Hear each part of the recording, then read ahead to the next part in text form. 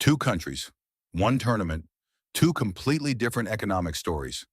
When Mexico's World Cup run ended in the round of 16, a heartbreaking 3-2 loss to England right here at the Azteca, it wasn't just the end of a dream on the pitch.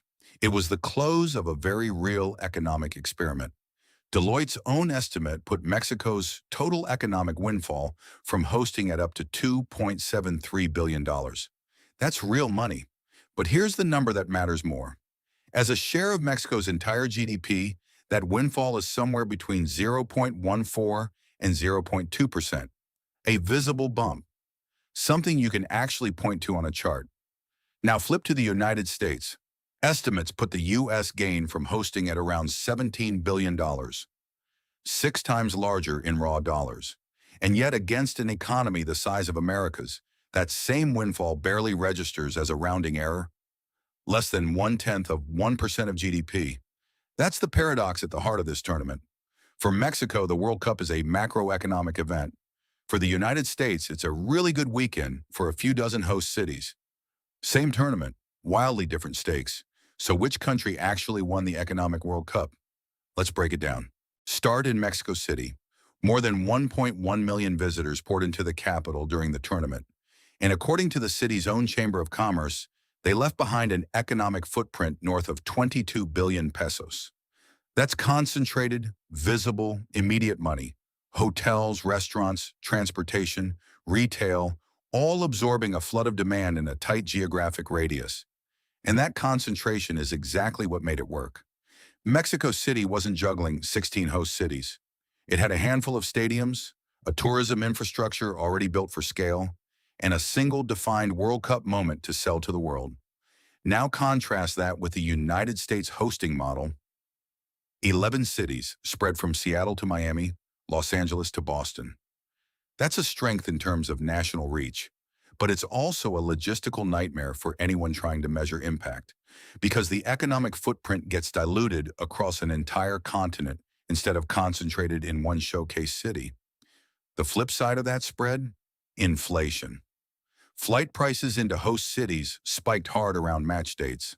Hotel rates in cities like New York and New Jersey, home to the final at MetLife Stadium, climbed to levels that made even loyal fans wince. One round-trip train ticket from Manhattan to the stadium, normally a routine commute, was marked up over 800% on match days. So here's the real tourism story. Mexico got a concentrated, easily measurable economic spike in one city. The U.S. got a diffuse, inflation-heavy surge across a dozen markets. Bigger in total dollars, but much harder to point to as a single win.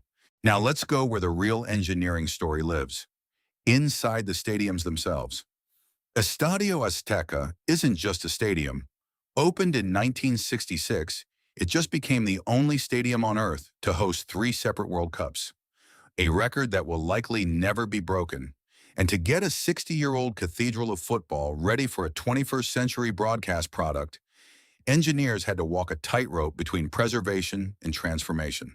The renovation added a new interior roof ring, a metal and glass structure designed to shield fans from Mexico City's afternoon storms without touching the stadium's original bones. On the outside, a new LED lighting system gave the Azteca a modern silhouette visible for miles, turning a historic concrete bowl into a genuine broadcast icon. Inside, the pitch itself was rebuilt to FIFA's exact specifications. Locker rooms were relocated and modernized, and hospitality spaces were rebuilt from scratch, all while keeping the stadium operational. And then there's the variable no engineer can fully solve: altitude. Mexico City sits over 7,000 feet above sea level. That thinner air changes everything. How the ball travels, how fast players fatigue, how broadcast crews have to calibrate their equipment. It's a variable American stadiums simply don't have to engineer around. The result on the night Mexico faced England? Over 80,000 fans inside a 60-year-old stadium that somehow still felt brand new. That's not a small engineering achievement. That's a rebuild that respected history while quietly modernizing everything that mattered. Now cross the border to New Jersey, where MetLife Stadium, host of the 2026 World Cup final, had a completely different engineering problem to solve: MetLife is an NFL stadium built for artificial turf. FIFA's rules are absolute, real grass, no exceptions.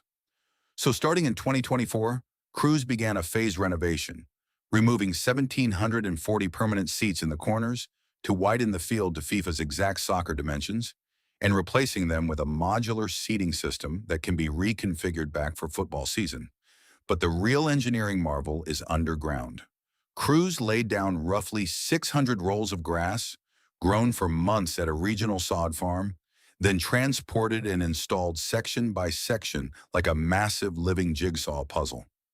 Beneath that grass sits 18 to 24 inches of sand, a permeable membrane layer, and a vacuum and ventilation system that can pull water off the field during a downpour, or warm the turf to keep the grass alive when it's cold.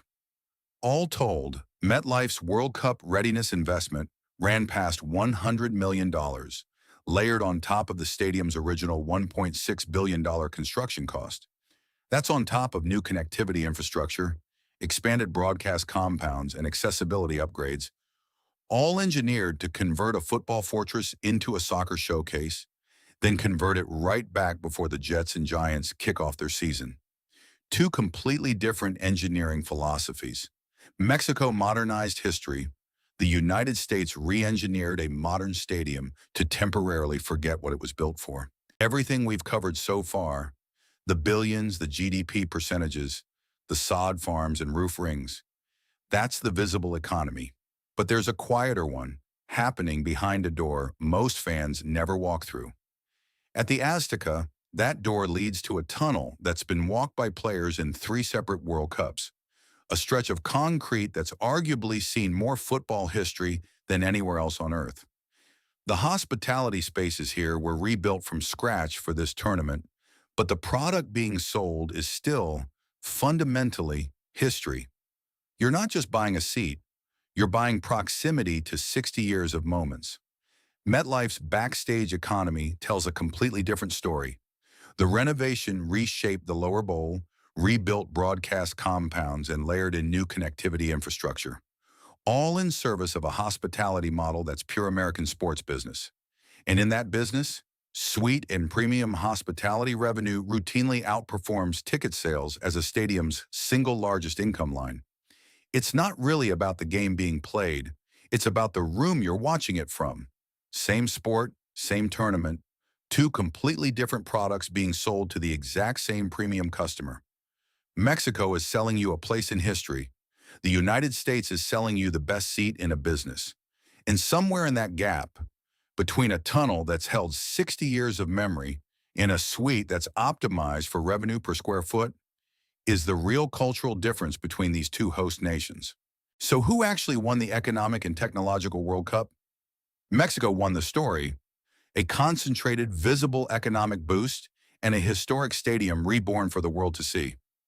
The United States won the scale.